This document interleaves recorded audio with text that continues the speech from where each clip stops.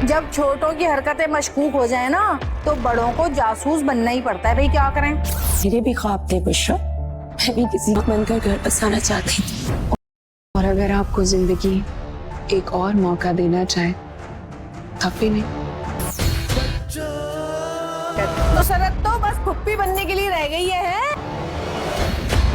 अरे मुसर्रत, दोबारा फुप्पी बनने की तैयारी।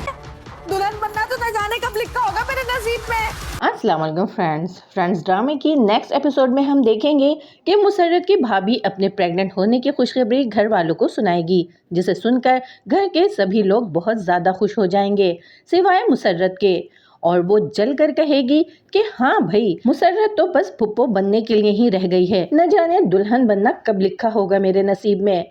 और दूसरी तरफ मुसर्रत बुशरा की तरफ से भी मशकूक हो जाएगी और इस बात का पता चलाने की कोशिश करेगी कि आखिर बुशरा बाहर जाकर मिलती किससे है, और बुशरा से कहेगी कि जब छोटों की हरकतें मशकूक हो जाएं तो बड़ों को जासूस बनना ही पड़ता है। फ्रेंड्स, नेक्स्ट एपिसोड में हम देखेंगे कि बुशरा दुर्दाना को दूसरी शादी के लिए कायल करने की कोशिश करेगी, लेकिन दुर्दाना कहेगी कि चाहती तो मैं भी यही थी कि किसी की बीवी बनकर उसका घर बसाऊं, लेकिन शायद ये सब मेरी तकदीर में नहीं था। जिस पर बुशरा उससे कहेगी कि अगर तकदीर आपको एक बार फिर मौका देना चाहे तो फिर भी नहीं।